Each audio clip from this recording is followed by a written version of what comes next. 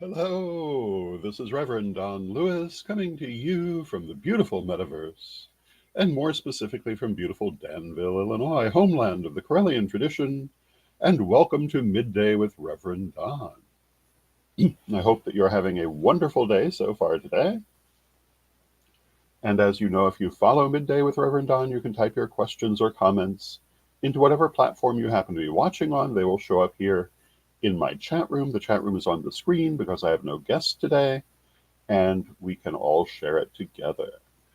Later this week, I do plan to have some guests, and we will have some lovely conversations with them. Today, however, it is going to be a conversation with me.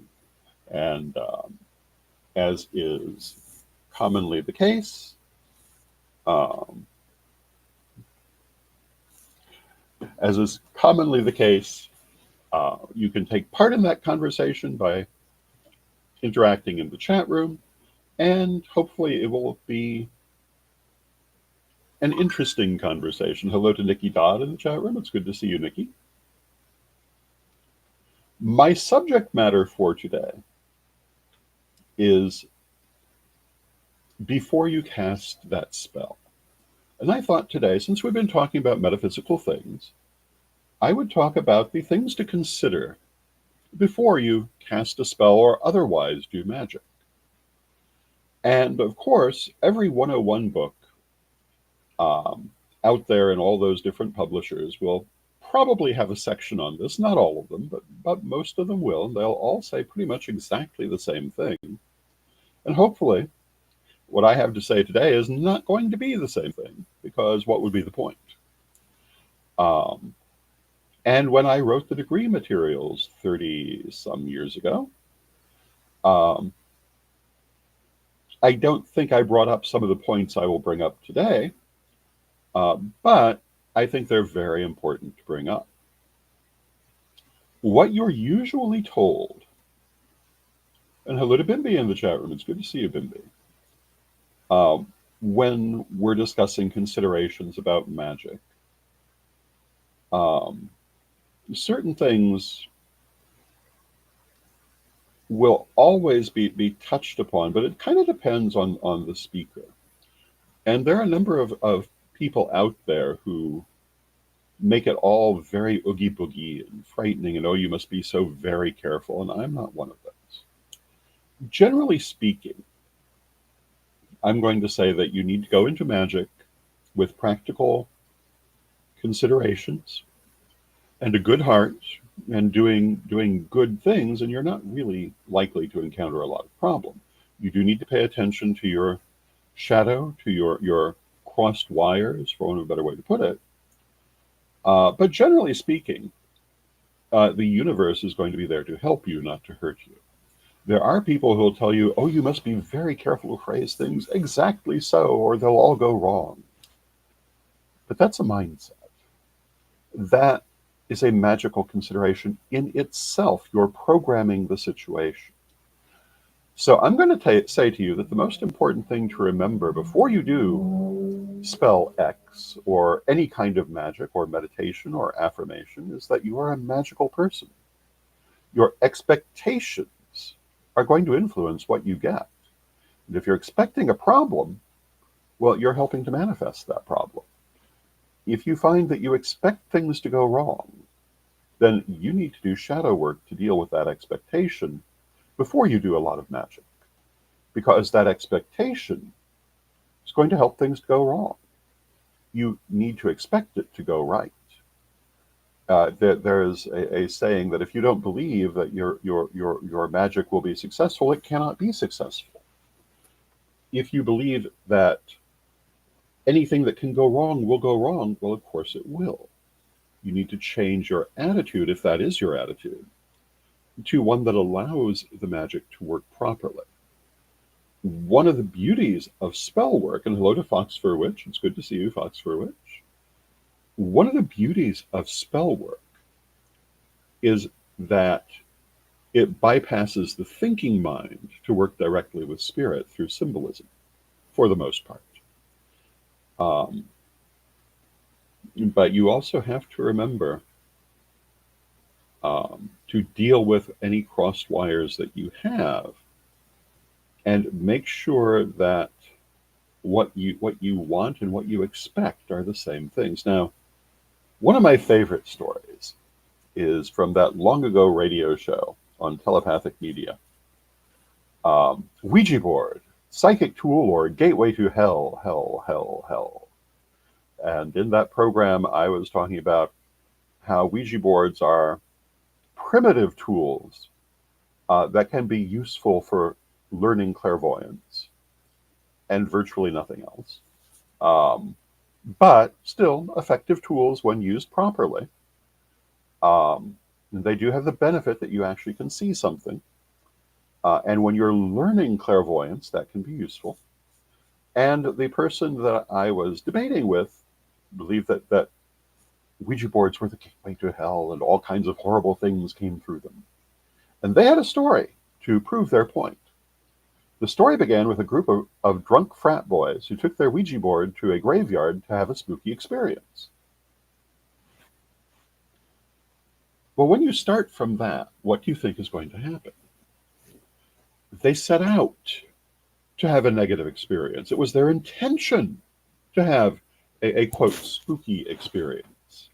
Why were they surprised they got one?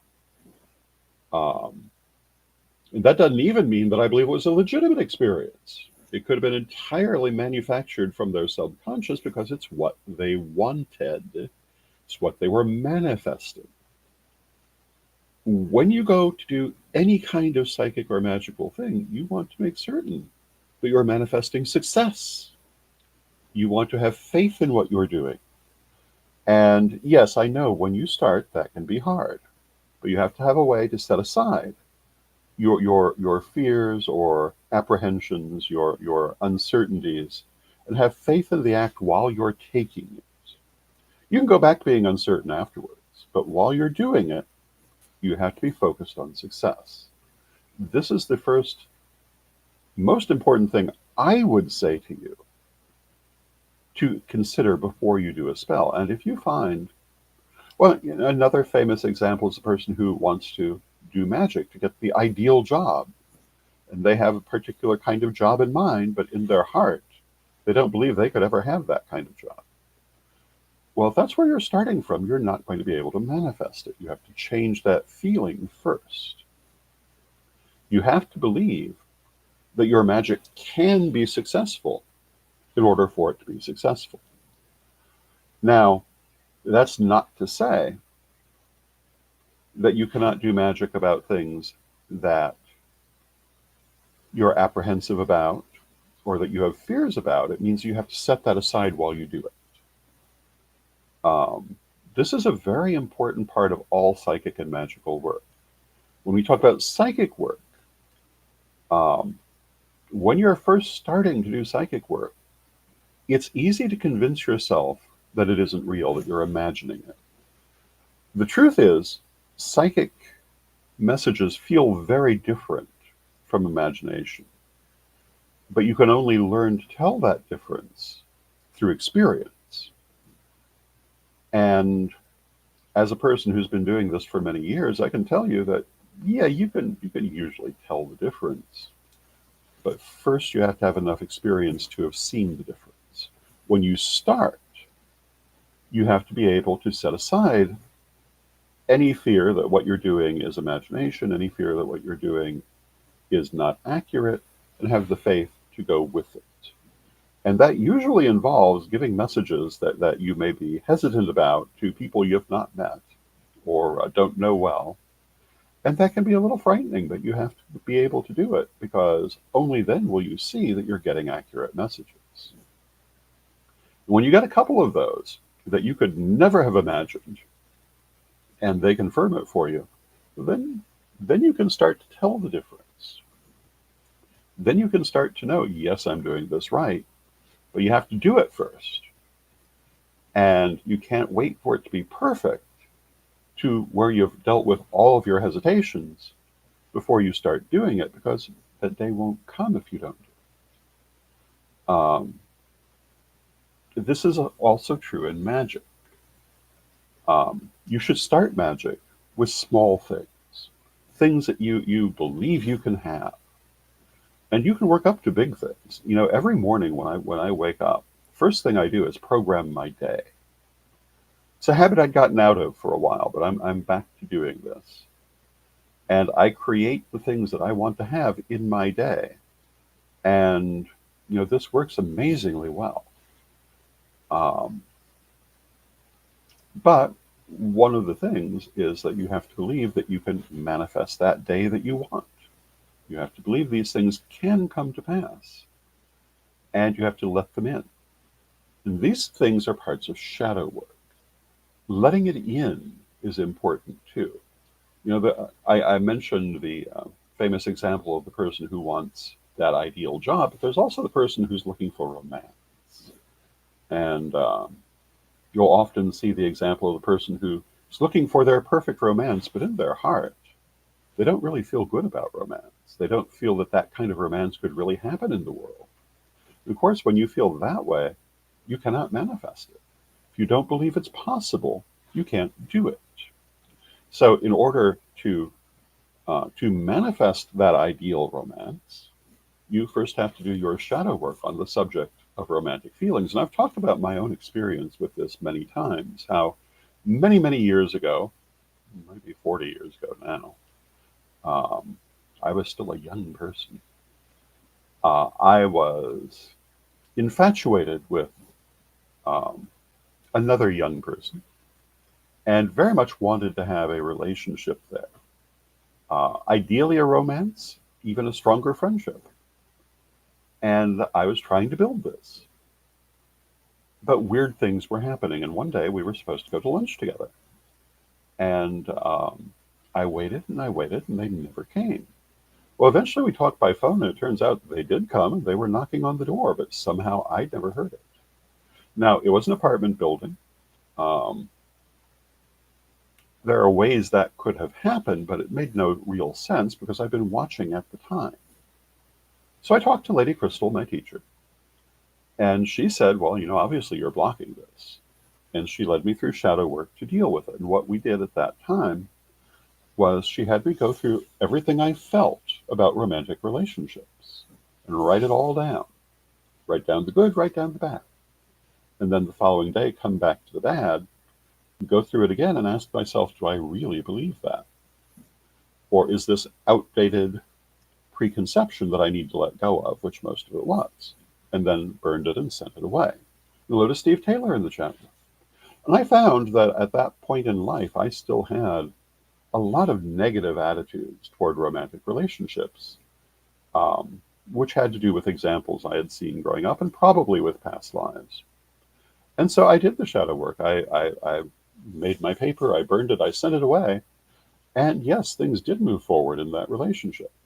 It did not prove to be a good idea, but it allowed it to move forward, and I found out. This is what I mean by making sure that you've dealt with your crossed wires, that you're actually working for success, that you believe you can get what you are asking for, and you've prepared the way for it.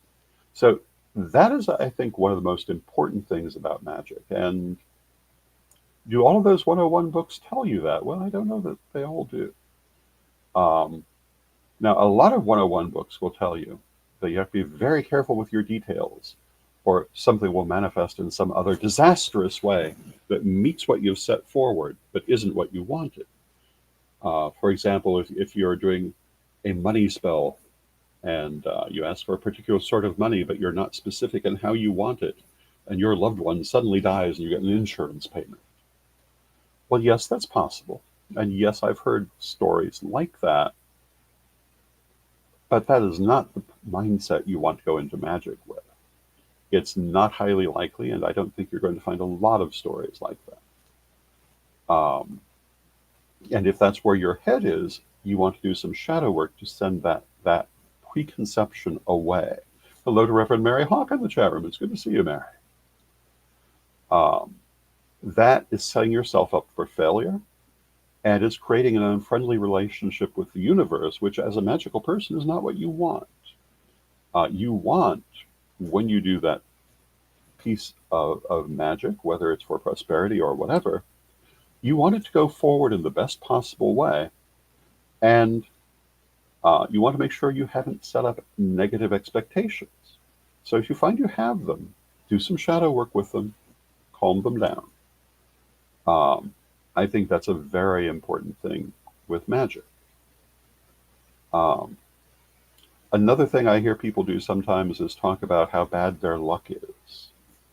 Um, Interestingly, I was having this conversation with my son the other day, and my son's attitude toward luck is that he has really, really good luck in the big things. Not always the little things, but the big things always work out. This is an excellent attitude for a magical person. And, if you think of yourself as having bad luck and you're a magical person, you need to change that. Um, I'm not talking about casually commenting on it, although I don't really think that's a good idea either. But actually believing you have bad luck, as a magical person, you'll manifest that. You need to change that. Start telling yourself, I have great luck. I have, I have wonderful magical luck. Work on that to program the universe to help you to have what you want. That's what magic is all about. Make sure you're not using negative preconceptions. Um, a lot of 101 type books will tend, if anything, to reinforce negative preconceptions, and I think that's terribly irresponsible. Yes, you should be aware that through preconceptions, through your subconscious belief systems, you could be manifesting negative things, but the way to deal with that is to heal that and transform that into positive things. Um, be afraid is never the right answer. Go in and fix it is the right answer. So if you find yourself having negative expectations, do that shadow work. And a burning is a wonderful way to do that. There are many other ways to do that, but deal with it. And then go back with positive expectations. You'll find a far better response. Now, the other thing I want to talk about is free will. Because all of those 101 books, most of them are going to say exactly the same thing on this subject, and that is that we never interfere with another person's free will.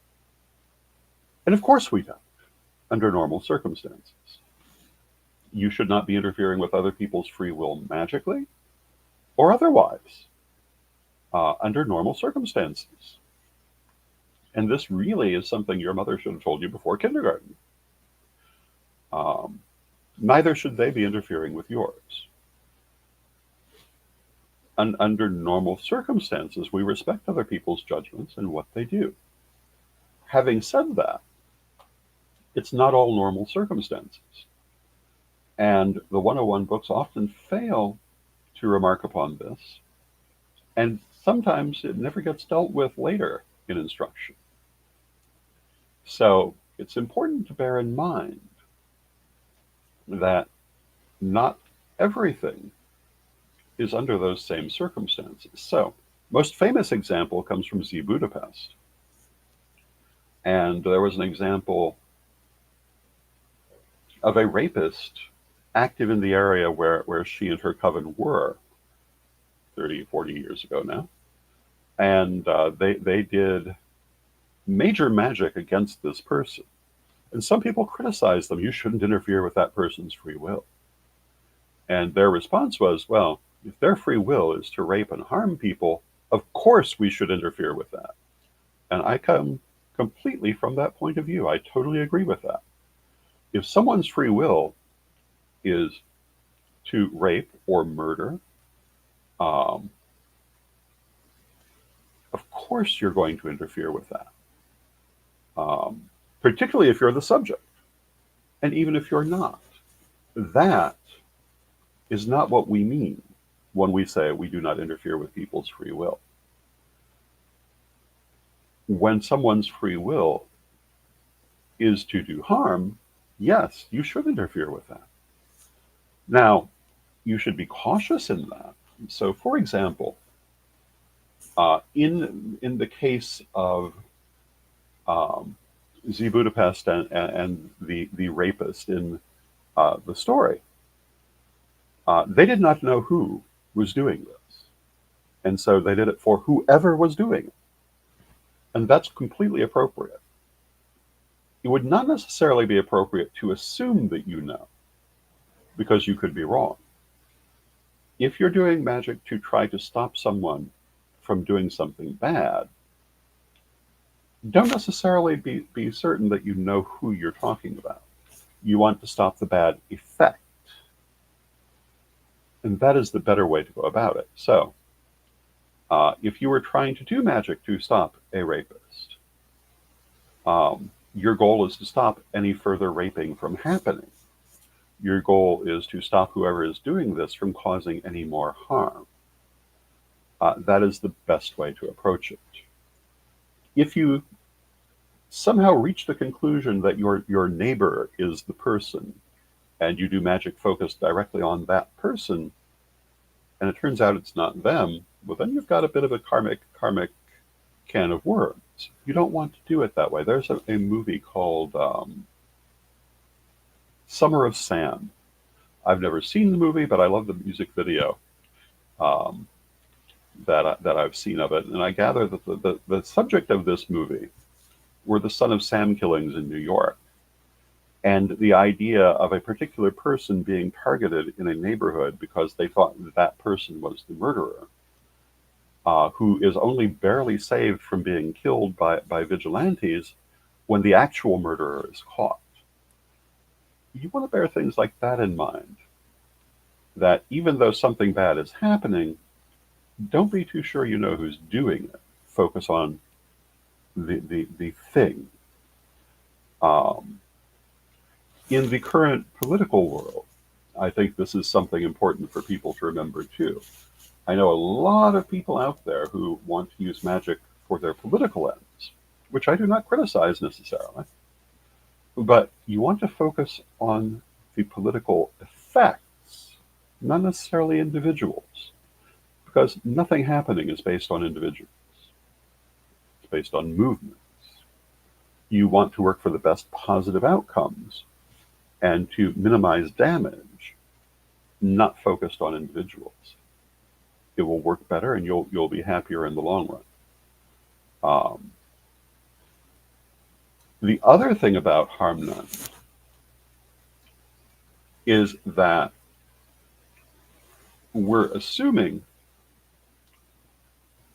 that all things are equal.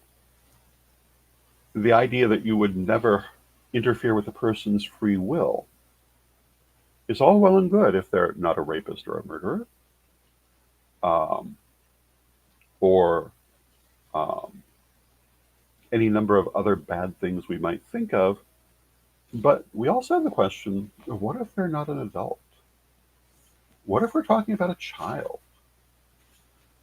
If you're the parent, of course there are going to be times you need to interfere with their free will. If your child wants to run out into the crowded street when the cars are going back and forth, of course you stop them. And there's nothing wrong with doing magic to stop that also, to protect them from doing that. Yes, that interferes with their free will, but getting hit by a car is not something you want to see happen, even though it might be their free will. Some people will say, well, what if the universe needs that to happen? Well, if for some reason the universe really needs that to happen, you're not going to be able to stop it. But I think you would be irresponsible not to be prepared to interfere with the free will of your child to protect them, because it's your responsibility to protect them. That's part of being the parent. Now, I've heard it said, you don't want your child to touch the hot oven. And I've heard some people say, well, no, I want them to do that and see that it burns. Well, yeah, I get that to a point, but not if it really hurts them. Um, but you want to keep the people who are dependent upon you safe. And that comes with certain positions like being a parent or a grandparent sometimes. And it's not always a simple decision.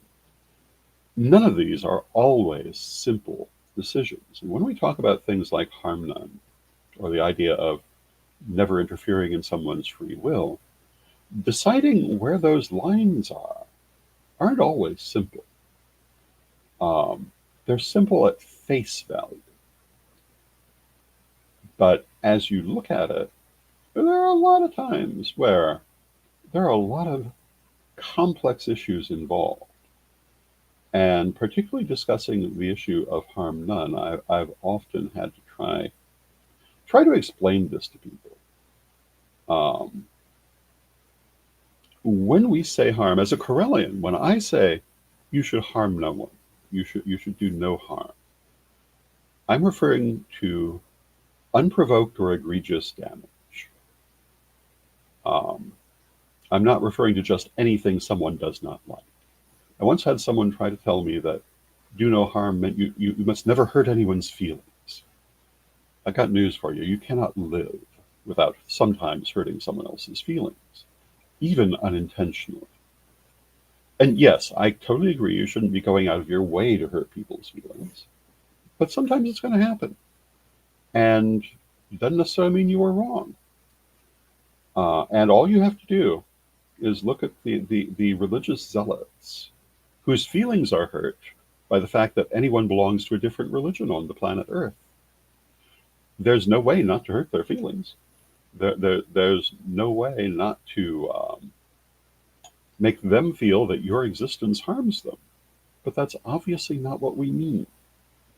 This brings me back to the comment I was making on Friday about how much I despise the concept of zero tolerance. This is important to remember when we're talking about morality as well. Everything is situational, and you do have to consider all the aspects of those situations. The answer is not going to be a blanket. The principles may be a blanket, but the answer is going to be complex. And is this what you want to tell someone who's just beginning? Well, I think it is, actually. On the understanding that they will understand the complexity of these situations through experience. But they should know going in that it's not always an easy decision. Nothing in life is always an easy decision. And I want to say hello to Maria Law in the chat room. It's good to see you, Maria. None of these things are always easy. And, I've often talked about the many witch wars I've faced in my career. And those who follow my work know that a couple of years ago, there was an attempt at a major witch war against me. And there are still people trying to prosecute that same witch war. But it basically fell on its face. As it should, because it was nonsense, as they almost always are. But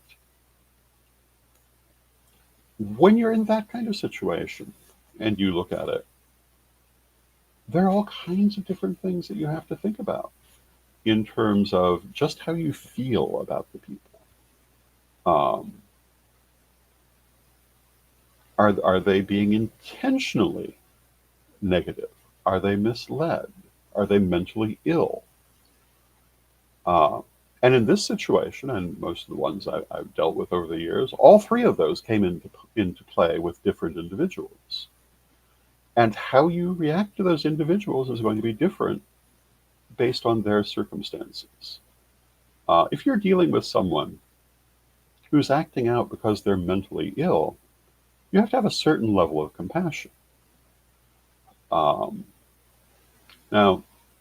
that doesn't excuse everything, but you have to bear that in mind. If they really cannot help what they're doing, or they're not really in their right mind, it's not the same kind of thing. In all situations, there are going to be these complexities to consider. With that, I see we've come to the end of our half hour, and it's time to have a message from our sponsors. And here we go.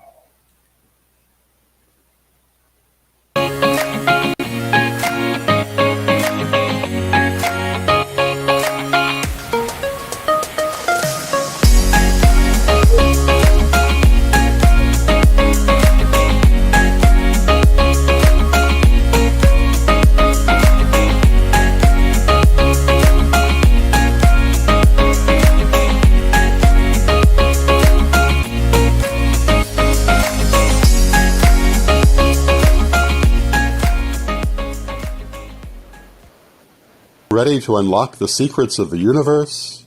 Join me, Rev Don Lewis, for my metaphysical and magic auctions at Gaia Thrift at whatnot.com. Discover fascinating artifacts, mystical crystals, and rare and unusual books that could change your life. Don't miss this chance to bring a little magic into your world. Rev Don's Metaphysical and Magic Auctions, where the extraordinary can become yours.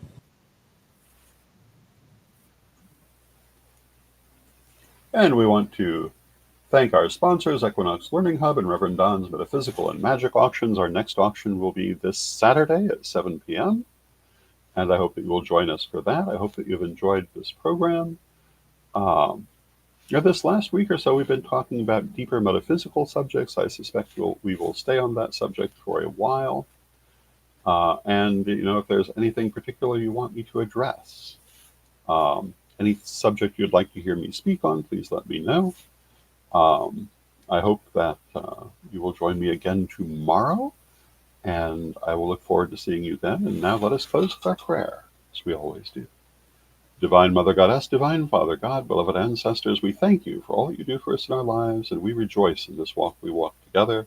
And we ask you to help us to always consider the complex nature of our situations and to take into account all of those things that affect them, including the things that are internal to ourselves. Beloved Mother Goddess, beloved Father God, beloved ancestors, we thank you with great love. Knowing you're always with us, we thank you for your presence, and may you be blessed now and always.